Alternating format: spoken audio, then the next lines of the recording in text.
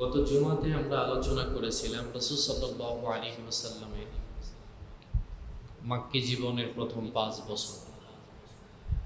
রাসূলুল্লাহ সাল্লাল্লাহু আলাইহি ওয়াসাল্লাম প্রকাশ্যে কালেমার দাওয়াত দেওয়ার পরে রাসূল সাল্লাল্লাহু আলাইহি ওয়াসাল্লামের উপরে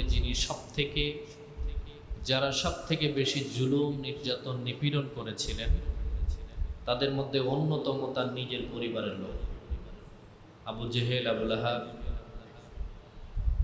অন্যান্যজন যারা আছেন তারা সহ। আল্লাহর হাবিব সাল্লাল্লাহু আলাইহি ওয়াসাল্লাম প্রকাশ্যে দাওয়াত দেওয়ার পরে যখন তাদের উপরে জুলুম, নির্যাতন, নিপীড়ন চরম পর্যায়ে, নবী সাল্লাল্লাহু আলাইহি ওয়াসাল্লামের পরামর্শে মক্কাতুল মুকাররমা থেকে কিছু সাহাবায়ে কেরাম হিজরত করে আবিসিনিয়ার দিকে রওনা করে। প্রথম দফায় 15 জন এবং দ্বিতীয় দফায় যারা গেছেন টোটাল 101 জন, এবং নবী সাল্লাল্লাহু আলাইহি ওয়াসাল্লামের কাছে মক্কাতুল মুকাররমাতে রয়ে গেছেন 41 জন। নবী সাল্লাল্লাহু আলাইহি ওয়াসাল্লামের এই 40 বছর কালেমার দাওয়াতে, প্রকাশ্যে কালেমার দাওয়াতে 5 বছরে টোটাল মুসলিমের সংখ্যা 142 জন। তার ভিতরে 101 জন আবিসিনিয়ায়, আবু জেহেলের আপন ভাই এবং আমর ইবনুল আস রাদিয়াল্লাহু তাআলা আনহু এই দুইজনকে পাঠিয়ে দিয়েছিলেন তাদেরকে আবিসিনিয়া থেকে ফেরত আনার জন্য। কিন্তু আবিসিনিয়ার বাদশাকে বিভিন্নভাবে যা শিখিয়ে দিয়েছিল, এই কথাগুলি বলার পরে তিনি তার কথাকে বিশ্বাস করলেন না। বাদশা নাজ্জাশী তার সাথে ইহুদি পাদ্রী যারা ছিল তাদেরকে ডাকলেন। মক্কাতুল মুকাররমা থেকে হিজরত করে আমাদের দেশে যারা এসেছেন তাদের সম্পর্কে তাওরীত, জব্বুর এবং ইনজিল কিতাবে কি বলা হয়েছে তোমরা একটু বলো। শেষ জামানার, আখেরি জামানার নবী, সাইয়্যিদুল মুরসালিন নবী রাহমাতুল লিল আলামিন, তিনি যেখানে আগমন করেছেন তার সত্যতা যাচাই সম্পর্কে তোমরা আমাকে কিছু বলো। আবিসিনিয়ার প্রেসিডেন্টের সামনে রাসূল সাল্লাল্লাহু আলাইহি ওয়াসাল্লামের কিছু মুজিজা, কিছু ভবিষ্যৎবাণী এবং প্রথমার্ধে কতজন হিজরতে যাবে, দ্বিতীয়ার্ধে কতজন যাবে, তাওরাত এবং ইনজিলে পুরাপুরি বর্ণনা করা হয়েছে। সুবহানাল্লাহ। কারণ আসমানি যতগুলি কিতাব আছে প্রত্যেকটা কিতাবে আমার নবীর নাম মোবারক আছে না নাই? হযরতে মূসা আলাইহিস সালামের আক্ষেপ ছিল, আল্লাহ আমাকে নবী না বানাইয়া রাহমাতুল লিল আলামিনের উম্মত বানাইলে আমি খুশি থাকতাম। সুবহানাল্লাহ বলেন। তার মানে কি, রাসূল সাল্লাল্লাহু আলাইহি ওয়াসাল্লামের ভূমিষ্ঠ হওয়ার অনেক আগে থেকেই মূসা আলাইহিস সালাম আমার নবীর মর্যাদা এবং মর্তবা সম্পর্কে জানেন। আল্লাহ রাব্বুল আলামিন যখন মূসা আলাইহিস সালামের সাথে প্রথম কথা বলছেন, লং টাইম কথা বলার পরে আল্লাহ তাআলা তাকে প্রশ্ন করেছিলেন, তুমি কি আমার কথা বুঝেছো? বলে না। কেন? বলে তোমার ভাষার ভিতরে আমার মায়ের ভাষা নাই। আল্লাহ তাআলা বললেন, আমি তোমার ইব্রানি ভাষায়, তোমার মায়ের ভাষায় আমি তোমার সাথে কথা বলছি, শোনো। এরপরে আল্লাহ তাআলা কিছুক্ষণ কথা বলার পরে তাকে প্রশ্ন করলেন, এবার বুঝেছো? মূসা আলাইহিস সালাম বললেন, মালিক আগে না বোঝাটাই আমার কাছে ভালো ছিল। বলে কেন? পরবর্তীতে যখন বুঝলাম আপনি আমার মায়ের ভাষায় আমার সাথে কথা বললেন, এই জামানার নয়, বনি ইসরাইলের 70,000 নবীর সর্বশ্রেষ্ঠ নবী আমি মূসা কালিমুল্লাহ, অথচ আপনি আমার শোনা, আমার মর্যাদা মর্তবার কথা না বলে কখন কোন নবী মুহাম্মদুর রাসূলুল্লাহ আগমন করবে আপনি তার উম্মতের ব্যাপারে কথা বলে গেলেন। সুবহানাল্লাহ বলেন না? তাইলে এই কথাটা আমার চেয়ে বোঝার চাইতে না বোঝাটাই ভালো ছিল। তখন আল্লাহ রাব্বুল আলামিনের কাছে মূসা আলাইহিস সালাম নিবেদন করেছিলেন, মালিক তুমি আমাকে নবী না বানাইয়া রাহমাতুল লিল আলামিনের উম্মত বানালে আমি খুশি থাকতাম। সুবহানাল্লাহ। আবিসিনিয়ার বাদশা নাজ্জাশী তিনি বললেন যে আমার এলাকায় যারা এসেছেন তাদের বর্তমান এবং পরবর্তী অবস্থান সম্পর্কে আমাকে জানাও। বাদশা নাজ্জাশীকে বলা হলো, যারা এসেছেন কেবলমাত্র একমাত্র আল্লাহ রাব্বুল আলামিনের পক্ষ থেকে নবীজি আগমন করেছেন এবং তার কালেমার দাওয়াত দেওয়ার কারণে তাদের উপরে জুলুম এবং নির্যাতন চরম পর্যায়ে পৌঁছানোর পরে জুলুম থেকে বাঁচার জন্য তার নবীর পরামর্শে আপনার কাছে আশ্রয়ের জন্য এসেছেন। সুবহানাল্লাহ বলেন। জাফর বিন আবু তালেব, তাকে ডাকা হলো, ভরা মজলিসের ভিতরে বলা হলো, তুমি পড়ো নবী সাল্লাল্লাহু আলাইহি ওয়াসাল্লামের উপরে কি নাজিল হয়েছে, তুমি আমাকে একটু শোনাবে? বাদশা নাজ্জাশী আবু জেহেলের ভাই আমর ইবনুল আস রাদিয়াল্লাহু তাআলা আনহুর সামনে পড়তে লাগলেন। আবু জাফর রাদিয়াল্লাহু তাআলা আনহু বললেন, ওয়া আনা আখতারতুকা ফাসতামি লিমা ইউহা ইন্নানি আনাল্লাহু লা ইলাহা ইল্লা আনা ফা'বুদুনি ওয়া আকিমিস সালাতা লিযিকরি। সুবহানাল্লাহ বলেন না। তিনি তেলাওয়াত করছেন, বাদশা নাজ্জাশীর চোখ থেকে পানি ঝরছে। উপস্থিত সাহাবায়ে কেরাম বুঝতে পেরেছেন বাদশা নাজ্জাশী আমাদেরকে ফেরত পাঠাবেন না, বরং আমাদের উপরে সহনশীল। সুবহানাল্লাহ বলেন না। আল্লাহ রাব্বুল আলামিনের হাবিবের সাহাবী হযরতে জাফর রাদিয়াল্লাহু তাআলা আনহু বাদশা নাজ্জাশীকে ডাক দিয়ে বলে, শোনো, আমি তোমার সামনে পবিত্র কালামুল্লাহ শরীফে যা তেলাওয়াত করেছি তোমার কোনো সন্দেহ হয় কিনা তুমি আমাকে বলতে পারো? বাদশা নাজ্জাশী ডাক দিয়ে কয়, শোনো, তুমি আমার সামনে যা কিছু তেলাওয়াত করেছো আল্লাহর ইজ্জতের কসম খেয়ে বলতে পারি এটা পৃথিবীর কোনো মানুষের বানানো কথা হতে পারে না। সুবহানাল্লাহ। তবে যারা নিতে এসেছো, আবু জেহেলের ভাইকে বলল, যারা নিতে এসেছো তাদেরকে তোমরা শুনে রাখো, আমার এলাকার নাগরিক যে সুবিধা পাবে, রাহমাতুল লিল আলামিনের যারা হিজরত করে যারা সাহাবীরা আমার দেশে এসেছেন আমি তাদেরকে দ্বিগুণ সুবিধা দিয়ে দিলাম। সুবহানাল্লাহ। তোমরা খালি হাতে ফেরত যাও। আবু জেহেল, আবু লাহাব, উকবা, শাইবা, ওয়ালিদ ইবনে মুগিরা, আবু সুফিয়ান সহ তারা অধীর আগ্রহে বসে আছে। রাষ্ট্রদ্রোহী, ধর্মত্যাগী যারা হিজরত করে আবেসিনিয়াতে গেছে তারা আসবে এবং তাদের বিচার করা হবে। নাউজুবিল্লাহ বলেন না। তারা ধর্মত্যাগী না আবু জেহেল ধর্মত্যাগী? কথা হয় না কেন? যারা ধর্ম প্রচার করে, ধর্মের যারা ধারক এবং বাহক তাদেরকে বলা হয় রাষ্ট্রদ্রোহী, ধর্মদ্রোহী। কিন্তু যারা ধর্মের ধার ধারে না তারা অনেক বড় ধার্মিক। এরকম মাঝে মধ্যে হয় কি হয় না? আছে না নাই? আল্লাহ রাব্বুল আলামিনের হাবিবের সাহাবায়ে কেরামরা সেই জায়গায় থেকে গেল।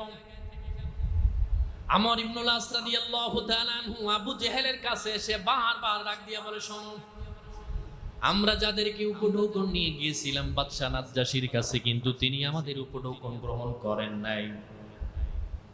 তারা আমাদেরকে খালি হাতে ফেরত দিয়ে দিয়েছেন। শুধু তাই নয়, রাহমাতুল লিল আলামিনের পক্ষ থেকে যারা চলে গিয়েছিল তাদেরকে দ্বিগুণ নাগরিকত্বের সুবিধা আবেসিনিয়ার প্রেসিডেন্ট দিয়ে দিয়েছেন। সুবহানাল্লাহ।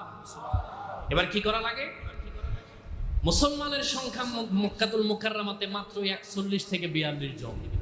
তাদের উপরে জুলুম, নির্যাতনের স্টিমার রুলার এমন ভাবে চালানো হলো, নইলে তারা থাকবে আর নইলে ধর্ম ত্যাগ করবে, আর নইলে এই মক্কাতুল মুকাররমা ছেড়ে তারা সকলেই চলে যাবে। তাদের ভিতরে গরিব, দিনমজুর, তাদের কিছু কিছু সাহাবায়ে কেরাম ছিল তাদের পরনের কাপড় পর্যন্ত ছিল না। হযরতে বেলাল রাদিয়াল্লাহু তাআলা আনহু, খাব্বাব, খুবাইব রাদিয়াল্লাহু তাআলা আনহু, এর ভেতরে আবু যর গিফারি রাদিয়াল্লাহু তাআলা আনহু খবর শুনতে পেয়েছেন যে মক্কাতুল মুকাররমাতে এমন একজন মানুষের আবির্ভাব হয়েছে যার পিছনে নেতৃত্ব স্থানীয় লোকজন তার পিছনে লেগে গেছে। আবু যর গিফারি রাদিয়াল্লাহু তাআলা আনহু আপন ভাই মক্কাতুল মুকাররমাতে কাপড়ের ব্যবসা করেন। সেখান থেকে তিনি চলে যাওয়ার পরে তার আপন ভাইয়ের কাছ থেকে খোঁজ খবর নেন, ভাই তুমি বলো তো মক্কাতুল মুকাররমায় কে যেন আবির্ভাব হয়েছে, তুমি আমাকে একটু বলো। তিনি বললেন, যিনি আবির্ভূত হয়েছেন শুধুমাত্র তিনি এক আল্লাহর কালেমার দাওয়াত দেয়, তাওহীদের উপরে দাওয়াত দেয়, ইনসাফ ভিত্তিক মানুষের উপরে দাওয়াত দেওয়ার কাজে তিনি নিয়োজিত আছেন। আবু যর গিফারি রাদিয়াল্লাহু তাআলা আনহু মাটি হাতের ভেতরে নিয়ে তার কপালের ভিতরে ঘষটান। তার আপন ভাই ডাক দিয়ে বলে, ভাই তুমি কেন মাটি তোমার কপালে লাগাও? তিনি ডাক দিয়ে বলে, শোনো, এই মাটির দেবতার পূজা আমি করি না, এই মাটি যিনি বানিয়েছেন সে আল্লাহর পূজা করার জন্য আমি আবু যর গিফারি রাদিয়াল্লাহু তাআলা প্রস্তুত হয়ে গেছি। সুবহানাল্লাহ। তবে ভাই আমি তোমাকে বলি, আগামীতে যখন তুমি ব্যবসার উদ্দেশ্যে যাবে আমাকে সাথে করে রাহমাতুল্লিল আলামিনের কাছে একটু নিয়ে যাও। সুবহানাল্লাহ। তিনি বললেন আমাকে একবারের জন্য নিয়ে যাও। তার আপন ভাই বললেন যারা কালেমা গ্রহণ করেছেন তাদের অবস্থা অত্যন্ত নাজুক, সেখানে যাওয়ার কোনো দরকার নাই। আবু যর গিফারি রাদিয়াল্লাহু তাআলা আনহু তিনি একা ঢুকলেন মক্কাতুল মুকাররমায়। ঢুকে তিনি দেখলেন হযরতে খাব্বাব রাদিয়াল্লাহু তাআলা আনহুকে বেঁধে পিঠ মোড়া করে বেঁধে উপর করে উত্তপ্ত বালুর উপরে শোয়ায় রাখা হয়েছে। হযরতে বেলাল রাদিয়াল্লাহু তাআলা আনহুর গলার ভিতরে রশি লাগায় হেসকা টান দেয়া হচ্ছে। হযরতে খুবাইব রাদিয়াল্লাহু তাআলা আনহুকে উপর্যুপরি আঘাত করা হচ্ছে। আবু যর গিফারি রাদিয়াল্লাহু তাআলা আনহু কাউকে কোনো প্রশ্ন না করে একেবারে সরাসরি মক্কাতুল মুকাররমায় গিয়ে প্রবেশ করলেন। কাবায় হাতিম মাকামে ইব্রাহিমের মাঝামাঝি বরাবর তিনি উস্কো খুস্কো চেহারা নিয়ে বসে পড়লেন। আল্লাহ রাব্বুল আলামিনের হাবিবের সাহাবী হযরতে আলী রাদিয়াল্লাহু তাআলা আনহু আল্লাহর হাবিবের সাথে দারুল আরকামে কোরআনে দাওয়াত দেওয়ার পরে সন্ধ্যার দিকে মক্কাতুল মুকাররমায় তিনি একটু ঢুকলেন। নজর করে দেখলেন কে যেন বাইতুল্লাহর চত্বরে হেলান দেওয়া। জিজ্ঞেস করলেন ভাই কে তুমি? কোনো জবাব দিলেন না। আলী রাদিয়াল্লাহু তাআলা আনহু তাকেও কোনো প্রশ্ন করলেন না। হয়তোবা হতে পারে তিনি বেঈমান কাফেরদের লোক হতে পারে। হযরতে আবু যর গিফারি রাদিয়াল্লাহু তাআলা আনহু একদিন দুই দিন তিন দিন করে একই জায়গায় বসা। কাকে জিজ্ঞেস করবেন? তিনি যেই দিকে তাকান কাফেররা তাদের উপরে এমন জুলুম নির্যাতন করছে মুসলমানের উপর। কারণ তিনি তো মক্কাতুল মুকাররমায় নতুন মানুষ, কে মুসলিম আর কে অমুসলিম এইটা তিনি আজ করতে পারেন নাই। হযরত আবু যর গিফারি রাদিয়াল্লাহু তাআলা আনহু হযরত আলী রাদিয়াল্লাহু তাআলা আনহুর অপেক্ষায় অপেক্ষমান। হযরত আলী রাদিয়াল্লাহু তাআলা আনহু 3 দিনের বেলায় মক্কাতুল মুকাররমার কাছাকাছি আবু যর গিফারি রাদিয়াল্লাহু তাআলা আনহুর কাছে গেলেন। গিয়ে ডাক দিয়ে বলে ভাই তুমি আমাকে নির্দ্বিধায় বলতে পারো কোন জায়গা থেকে এসেছো, বাড়ি কোথায়, কি খাবে, কোথায় থাকবে, তুমি আমাকে বলো। আবু যর গিফারি রাদিয়াল্লাহু তাআলা আনহু ডাক দিয়ে বলে ভাই আমি নজর করে দেখলাম মক্কাতুল মুকাররমায় ঢোকার প্রবেশ পথে কত মুসলিম যারা কালেমা পড়ে মুসলমান হয়েছেন তাদের উপরে জুলুম নির্যাতন করা হচ্ছে। তবে আমি তোমাকে বলি তুমি যদি কাফেরদের পক্ষের লোক হয়ে থাকো তুমি রাহমাতুল্লিল আলামিনের কাছাকাছি আমাকে একটু পৌঁছায় দেওয়ার ব্যবস্থা করে দাও। সুবহানাল্লাহ।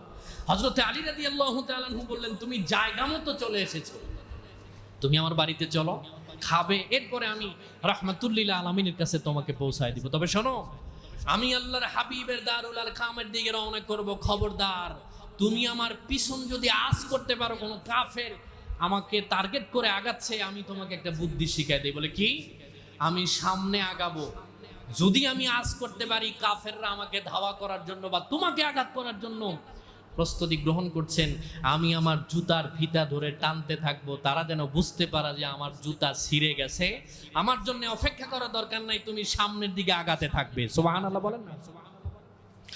আল্লাহ রাব্বুল আলামিনের হাবিবের সাহাবী হযরতে আলী রাদিয়াল্লাহু তাআলা আনহু পরের দিন সকালবেলা খাবার দাবার সেরে রওনা করলেন দারুল আরকামের দিকে। রাস্তার মধ্যে তিনি নজর করে দেখলেন ওয়ালিদ ইবনে মুগীরা খোলা তরবারি নিয়ে দাঁড়ানো। আলী কই যাও? কোথায় যাই তোমাকে কেন বলবো? কারণ আলীর বাবার ততক্ষণ পর্যন্ত সমাজে মান সম্মান দাপট ভরপুর আছে। আলীর উপরে আঘাত করবে এরকম কোনো মানুষ মক্কাতুল মুকাররমাতে নাই, কারণ তারা তাকে এত পবিত্র জানে। পৃথিবীর অন্য কোনো মানুষ সাহাবায়ে কেরামদের ভিতরে কেবলমাত্র একজন মানুষ হযরত আলী রাদিয়াল্লাহু তাআলা আনহু, তিনি বাইতুল্লাহর ভিতরে ভূমিষ্ঠ হয়েছেন, জন্মগ্রহণ করেছেন। বলি সুবহানাল্লাহ। অন্য সাহাবায়ে কেরামদের তুলনায় হযরত আলী রাদিয়াল্লাহু তাআলা আনহুকে একটু বেশি রেসপেক্ট করে এই কারণে যে তিনি শুধুমাত্র মক্কায় জন্মগ্রহণ করছেন তা নয়, তিনি আবু তালেবের ছেলে। হযরতে আলী রাদিয়াল্লাহু তাআলা আনহু আর একটু সামনে আগালেন, নজর করে দেখলেন উতবা উতাইবা লাল চোখ করে দাঁড়িয়ে আছে। ডাক দিয়ে বলল চাচাতো ভাই কোথায় যাও? কোথায় যাই তোমাকে বলার কি দরকার? পিছনে কে? হযরতে আলী রাদিয়াল্লাহু তাআলা আনহু তিনি বললেন আমি তাকে চিনি না, তুমি তাকে জিজ্ঞাসা করে তার পরিচয় জেনে নাও, আমি তাকে চিনি না। হযরতে আলী রাদিয়াল্লাহু তাআলা আনহু আর একটু সামনে অগ্রসর হলেন। কাফের বেঈমানেরা খোলা তরবারি নিয়ে তার দিকে তেড়ে আসতে শুরু করে দিয়েছে। হযরতে আলী রাদিয়াল্লাহু তাআলা আনহু তিনি তার জুতার ফিতা ধরে টান দিয়ে বসে পড়লেন নিচের দিকে। আর পিছনে যিনি ছিল আবু যর গিফারি রাদিয়াল্লাহু তাআলা আনহু তিনি আর চুপ রইলেন না, দাঁড়িয়েও থাকলেন না, বসেও পড়লেন না। তিনি একবারে সামনে রওনা দিয়া রাসূলুল্লাহ সাল্লাল্লাহু আলাইহি ওয়াসাল্লামের ঘর বরাবর পৌঁছায় গেলেন। সুবহানাল্লাহ। ওই জায়গাতে যাওয়ার পরে দরওয়াজায় নক করলেন। আলী রাদিয়াল্লাহু তাআলা আনহু কাজ সেরে উঠে দেখেন ওই ব্যক্তি নাই। সামনের দিকে রওনা করলেন। কোথায়? আলী রাদিয়াল্লাহু তাআলা আনহু একেবারে রাসূলুল্লাহর দরওয়াজার কাছাকাছি গিয়ে তাকে পেলেন। রাহমাতুল লিল আলামিন তাকে প্রশ্ন করলো, তুমি এখানে কেমনে আসলে? তোমার তো পরিচয় এখানে নাই, রাস্তা অপরিচিত, কিভাবে আসলে? আবু যর গিফারি রাদিয়াল্লাহু তাআলা আনহু ডাক দিয়ে বলল, আপনি যখন বসে পড়েছেন মক্কাতুল মুকাররমা থেকে আমি যখন রওনা করেছি, আমার নাকের গোড়ার ভেতরে রাহমাতুল লিল আলামিনের গায়ের নবুয়তের ঘ্রাণ সুবাসিত হচ্ছে। সুবহানাল্লাহ। এবং ওই ঘ্রাণ আমাকে রাহমাতুল লিল আলামিনের ঘর পর্যন্ত নিয়ে এসেছে। সুবহানাল্লাহি ওয়া বিহামদিহি। গেলেন, কালেমা পড়ে মুসলমান হলেন। আল্লাহর হাবিব তাকে চুপি সারে বলে দিলেন, তুমি আবার মক্কাতুল মুকাররমায় চলে যাবে, বাইতুল্লাহর কাছে যাবে, তবে খবরদার তুমি যে কালেমা পড়ে মুসলমান হয়েছে এটা মানুষের কাছে বলার দরকার নাই। আবু যর গিফারি রাদিয়াল্লাহু তাআলা আনহু ফেরত আসলেন। ঠিক যেই জায়গায় বসা ছিলেন কাবায়ে হাতিব এবং মাকামে ইব্রাহিমের মাঝামাঝি, সেখান থেকে একটু দূরে জমজম কূপের পাড়ে আবু জেহেল, আবু লাহাব, উকবা, শাইবা, ওয়ালিদ ইবনে মুগিরা তারা আল্লাহ এবং তার রাসূলুল্লাহকে নিয়ে কটূক্তি করছেন, খারাপ কথা বলছেন, গালিগালাজ করছেন। হযরতে আবু যর গিফারি রাদিয়াল্লাহু তাআলা আনহু রাসূলুল্লাহর কথা মতো চলতে চাইলেন, কিন্তু তার কানের ভেতরে বারবার রাহমাতুল লিল আলামিনকে গালিগালাজের আওয়াজ আসে। আবু যর গিফারি রাদিয়াল্লাহু তাআলা আনহু আর বসে থাকতে পারলেন না। তিনি দাঁড়িয়ে ডাক দিয়ে বলল, ও কাফেরেরা, তোমরা যার ব্যাপারে গালমন্দ করছো, আমি কিছুক্ষণ আগে তার হাতে হাত দিয়ে কালেমা পড়ে মুসলমান হয়ে গেছি।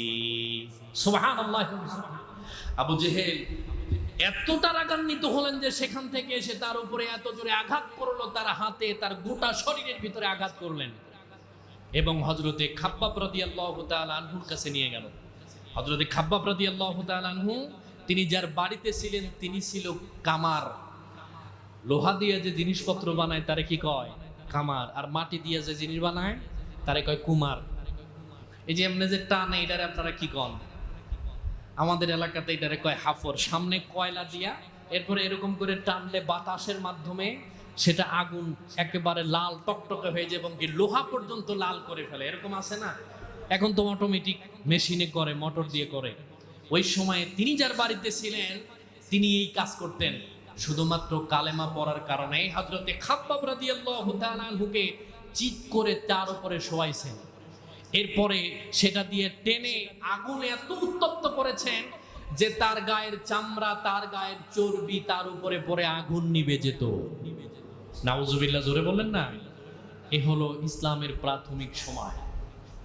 রাসূলুল্লাহ সাল্লাল্লাহু আলাইহি ওয়াসাল্লামের সময়, হযরতে আলী ওমর রাদিয়াল্লাহু তাআলা আনহুর সময় কোনো এক কারণে হযরতে খাব্বাব রাদিয়াল্লাহু তাআলা আনহু তার ঘরে প্রবেশ করলেন। হযরত ওমর রাদিয়াল্লাহু তাআলা আনহু প্রশ্ন করলো, ভাই আমি যখন দেখি তখনই তোমাকে চাদর আবৃত, গরম হোক অথবা শীত, সব সময় চাদর আবৃত, কি কারণে? তিনি বললেন, লোকজনগুলো চলে যাক, আমি আপনার প্রশ্নের জবাব দিব। মানুষ যখন চলে গেল, হযরতে খাব্বাব রাদিয়াল্লাহু তাআলা আনহু পিঠের কাপড় সরাইয়া হযরত ওমরের দিকে পিঠটা ঘুরালেন। ওমর রাদিয়াল্লাহু তাআলা আনহু চমকে উঠলেন, তোমার এই অবস্থা কেন? গোটা পিঠের মেরুদণ্ডের পুরা হাড়গুলি বাহির থেকে স্পষ্ট দেখা যাচ্ছে। তিনি বললেন, ওমর, ইসলামের প্রাথমিক যুগে শুধু কালেমা পড়ার অপরাধে উত্তপ্ত আগুনের উপরে আমাকে চিৎ করে সমান হতো, আমার চামড়া, আমার চর্বি গুলে আগুন নিভে যেত। এই শরমে আমি আমার পিঠ কখনো উন্মুক্ত করে বেড়াই না। গরম এবং শীত সব সময় আমি চাদর আবৃত করে ঘুরে বেড়াই। সুবহানাল্লাহ বলেন না? হযরত খাব্বাব রাদিয়াল্লাহু তাআলা আনহুকে হযরত আবু যর গিফারি রাদিয়াল্লাহু তাআলা আনহু সামনাসামনি করা হলো। হযরতে আবু যর গিফারি রাদিয়াল্লাহু তাআলা আনহু ডাক দিয়ে বলে, আপনি আমাকে কি বোঝাতে চান? আল্লাহর হাবিব সাল্লাল্লাহু আলাইহি ওয়াসাল্লামের সাহাবী হযরতে খাব্বাবের ব্যাপারে ডাক দিয়া বলে, শোনো, খাব্বাবের যেই পরিস্থিতি হয়েছে তোমারও ঠিক একই রকমের পরিস্থিতি হতে পারে। এখনো সময় আছে, যেই দেশের থেকে এসেছো সেই দেশে চলে যাও, রাহমাতুল লিল আলামিনের কালেমা ছেড়ে দাও, আমি তোমাকে আজাদ করে দিই, এখান থেকে নিরাপদে বের করে দিব। কিন্তু তিনি ডাক দিয়ে বলে, শোনো, হযরতে খাব্বাব রাদিয়াল্লাহু তাআলা আনহুর যে অবস্থা হয়েছে, আমার তার থেকে দ্বিগুণ করুণ অবস্থা যদি হয়, আল্লাহর ইজ্জতের কসম খেয়ে বলি, যেই নবীর হাতে হাত দিয়ে কালেমা পড়ে মুসলমান হয়ে গেছি, আল্লাহর ইজ্জতের কসম খেয়ে বলি, কালেমা ভোলা তো দূরের কথা, নিজের জীবন আমি ত্যাগ করে দেব ওই জায়গাতে, তারপরেও রাহমাতুল লিল আলামিনের হাতে হাত দিয়ে কালেমা পড়ে মুসলমান হয়েছি, কালেমা পরিত্যাগ করা আমার পক্ষে সম্ভব হবে না। সুবহানাল্লাহ। হযরতে খাব্বাব রাদিয়াল্লাহু তাআলা আনহুর কাছাকাছি নিয়ে গেলেন। রাতের বেলায় কাজ করতেন, দিনের বেলায় তাকে উপর করে শোয়া পাথর চাপা দিয়ে রাখতেন, উত্তপ্ত বালু 55-58 ডিগ্রি সেলসিয়াস গরমের ভিতরে। হযরতে খাব্বাব রাদিয়াল্লাহু তাআলা আনহুর পাশ দিয়া আবু বকর রাদিয়াল্লাহু তাআলা আনহু যায়, রাসূল সাল্লাল্লাহু আলাইহি ওয়াসাল্লাম তিনি যান আর ডাক দিয়ে বলে, সবুর করো, আল্লাহ তাআলা তোমাদের জন্য জান্নাতের মেহমান হিসেবে তোমাকে আল্লাহ কবুল করে রেখেছে। উলাইকা হুমুল ওয়ারিসুন আল্লাযীনা ইয়ারিসুনাল ফিরদাউসা হুম ফিহা খালিদুন। আল্লাহ তাআলা যাদের ব্যাপারে বলেছেন তারা দুনিয়া থাকতে জান্নাতের ওয়ারিস। আবু যর গিফারি রাদিয়াল্লাহু তাআলা আনহু তিনি যখন কালেমা ছাড়লেন না, তিনি তখন নিয়ে গেলেন হযরতে সুমাইয়া রাদিয়াল্লাহু তাআলা আনহুর কাছে। ইসলামের প্রথম মহিলা শহীদ হযরত সুমাইয়া রাদিয়াল্লাহু তাআলা আনহুর দুই পায়ে উটের রশি, দুই পায়ের সাথে রশি বেঁধে দুই উটের লেজের সাথে বেঁধে দিয়ে দুই দিকে দুই উটকে ছুটায় দেওয়া হয়েছিল। এবং হযরতে সুমাইয়া রাদিয়াল্লাহু তাআলা আনহুর লজ্জাস্থানের ভিতরে আবু জেহেল বল্লম মেরে তাকে দুই টুকরা করে দিয়েছিলেন। হযরত আবু যর গিফারি রাদিয়াল্লাহু তাআলা আনহু ডাক দিয়ে বলল, আপনি কি এখান থেকে আমাকে ভয় খাওয়াতে চান? তিনি বলল, এর থেকে কঠিনতম শাস্তি যদি আমাকে দেওয়া হয়, এরপরে রাহমাতুল লিল আলামিনকে ভোলা আমার পক্ষে সম্ভব নয়। আমরা আশিকে রাসূল, তারাও আশিকে রাসূল, আমরা মুসলমান। রাহমাতুল লিল আলামিনকে গালিগালাজ করা হয় আর আমি মনে করি আমার সম্মান বাঁচলে আমি বাঁচি, এরকম আছে না নাই? সম্মানিত হাজিরিন, রাসূলুল্লাহ সাল্লাল্লাহু আলাইহি ওয়াসাল্লামের সাহাবায়ে কেরামদের প্রাথমিক যুগে এরকম করা হতো। আল্লাহর হাবিব সাল্লাল্লাহু আলাইহি ওয়াসাল্লাম দেখলেন খাব্বাব খোবাইবকে শুলে চড়ানো হলো। অত্যন্ত কঠিন পরিস্থিতির ভিতরে রাসূল সাল্লাল্লাহু আলাইহি ওয়াসাল্লাম তার চাচার কাছে গেলেন, আপনি আমাকে একটু সহযোগিতা করেন, কারণ আমার বাবা নাই, আমার দাদা আমার মা দুনিয়া থেকে চলে গেছেন। বাহিরের থেকে রাহমাতুল লিল আলামিন যখন কালেমার দাওয়াত দিয়ে মানুষের গালিগালাজ খেয়ে ঘরে আসতেন, হযরতে খাদিজা রাদিয়াল্লাহু তাআলা আনহা তাকে বুকে আগলে তার সারা জীবনের ক্লান্তিকে দূর করে দিতেন। কিন্তু রাহমাতুল লিল আলামিন প্রকাশ্যে কালেমার দাওয়াত দেওয়ার 2 বছরের মাথায় হযরত খাদিজা রাদিয়াল্লাহু তাআলা আনহা দুনিয়া থেকে চলে যান। আল্লাহর হাবিব সাল্লাল্লাহু আলাইহি ওয়াসাল্লাম এমন পরিস্থিতিতে পড়ে গেলেন, মনে হয় তার এক ডানা পাখির ভেঙে গেলে যেরকম উঠতে পারে না, ঠিক এরকম হয়ে গেলেন। তার 6 মাসের মাথায় চাচা আবু তালেব দুনিয়া থেকে চলে যায়। এবার রাসূল সাল্লাল্লাহু আলাইহি ওয়াসাল্লামের 2 ডানা ভেঙে গেল। আল্লাহর হাবিব সাল্লাল্লাহু আলাইহি ওয়াসাল্লাম প্রকাশ্যে কালেমার দাওয়াত দেওয়া তো দূরের কথা, ঘরের থেকে বের হওয়া তার এখন দুষ্কর হয়ে পড়েছে। আল্লাহর হাবিব সাল্লাল্লাহু আলাইহি ওয়াসাল্লাম দাওয়াত দিতে পারেন না, রাহমাতুল লিল আলামিন বাজার করতে পারে না, বাজারেও যেতে পারে না। আল্লাহর হাবিবের গায়ের ভেতরে থুতু নিক্ষেপ করে দেয়, কাদাযুক্ত মাটি রাহমাতুল লিল আলামিনের গায়ের ভেতরে নিক্ষেপ করে দেয়। শুধু কি তাই, আল্লাহর হাবিব কালেমার দাওয়াত দেওয়ার কারণে আমরা জানি উটের পচা নারী বুড়ি আল্লাহর হাবিবের গায়ের উপরে উঠায় দিয়েছিলেন। আল্লাহ রাব্বুল আলামিনের হাবিব তার মেয়ের দ্বারা সেখান থেকে মুক্ত হওয়ার পরে আল্লাহর হাবিব ডাক দিয়ে বলেছিল, ও আমার চাচারা, আমার মা বাবা কেউ নাই দুনিয়ার ভেতরে, পৃথিবীর কোন আপন মানুষ বিপদে পড়লে নিজের আত্মীয় স্বজন সহযোগিতা করে, কিন্তু তোমরা তার বিপরীত, তোমরা আমার সাথে এমন আচরণ করলে পৃথিবীর কোন মানুষ কোন মানুষের সাথে এমন আচরণ করতে পারে না। আল্লাহর হাবিব সাল্লাল্লাহু আলাইহি ওয়াসাল্লাম তিনি যেন কালেমার দাওয়াত দিতেন না পারে, এই কারণে আল্লাহর হাবিবকে জেলখানার ভিতরে রাখার একটা বন্দোবস্ত করে দিল, বলি নাউযুবিল্লাহ। আল্লাহর হাবিব সাল্লাল্লাহু আলাইহি ওয়াসাল্লামকে জেলের ভিতরে ঢুকাবেন। শিয়াবে আবু তালিবের ভিতরে রাসূলুল্লাহ 3 বছর জেল কেটেছেন আমরা জানি। সাহাবায়ে কেরামরা খানা না খাইয়া তাদের অবস্থা এমন হয়েছে, ছাগল পায়খানা করলে যেরকম হয়, কিছু কিছু সাহাবায়ে কেরামদের অবস্থা ঠিক